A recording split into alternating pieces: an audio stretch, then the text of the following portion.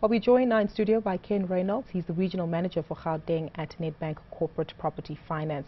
Now, to argue the business case for green buildings, I guess you should have met David Shapiro slightly earlier on when he was complaining about the poor lighting in the basements of green buildings because he can never find his car.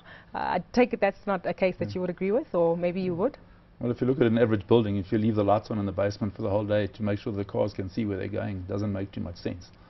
So, you know, what we've got in our building is we've got movement sensors in the basement. And yes, you do get dark corners, but when people are moving and the system's working properly, he should be able to find his car. Sounds familiar, like one of our basements, the parking that we have there. But maybe let's touch on the investment case for green buildings. Anyone who works in and around the Sandton vicinity would have spotted the likes of the Ernst & Young as well as Alexander Forbes buildings, which look stunning and are green. Is there an increased demand for green buildings in South Africa? Probably the biggest investment case, apart from the financial side, which I'll get to, is that a lot of multinationals are insisting that they have green buildings. Simply because, for moral reasons, they keep their own scorecard, the same as they have a BE scorecard. They have their environmental scorecard. And as soon as you're in a green building, you're using a lot less energy and a lot less emissions coming out of that property. And also, the indoor environmental quality is much better. So it's good for the employees.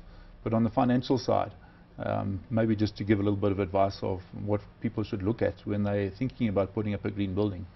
A huge amount can be done just in the planning. So the first green buildings that were built, they were groundbreaking developments, and the guys were paying the school fees. And it was very difficult to get green materials and even get green professionals to help you. But now there are a lot more of them in the country. So if you plan correctly and you just want to go for a baseline green building, which is a 4-star building, it doesn't cost you very much more than a conventional building.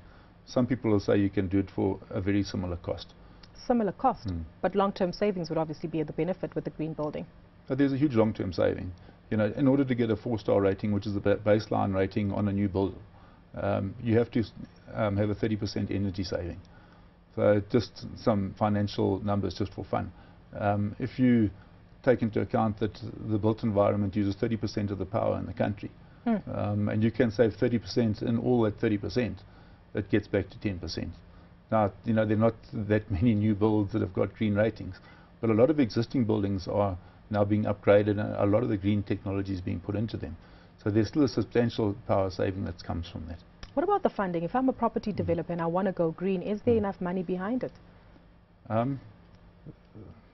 Let's look at it from a cost of occupancy angle. So whether you be an owner or a tenant, you've got a certain amount of money that you can pay to occupy the building. So if you're paying less on the operating expenses and the outgoing, it means that there's more available to service whatever debt or show a return on the capital invested. So it makes, it just makes sense that you're paying less out to other people and you're keeping more in-house. So it enables you to then spend more money on your building. So something else that they refer to in property is location, location, location. Sandton is known as being the richest square mile on the continent.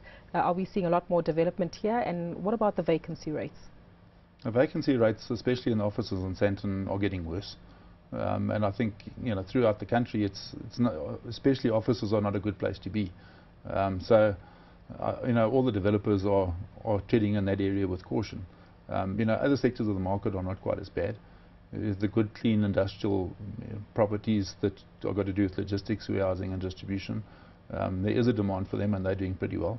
And some of the developers are building those on spec and that they haven't got tenants. On the retail front, there's also, some shopping centres are not just doing as well as they could, but new shopping centres are coming up and they're managing to get tenants and operate.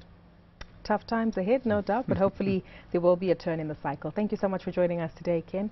That was Ken Reynolds. He's the Managing Executive at Nedbank Corporate Property Finance.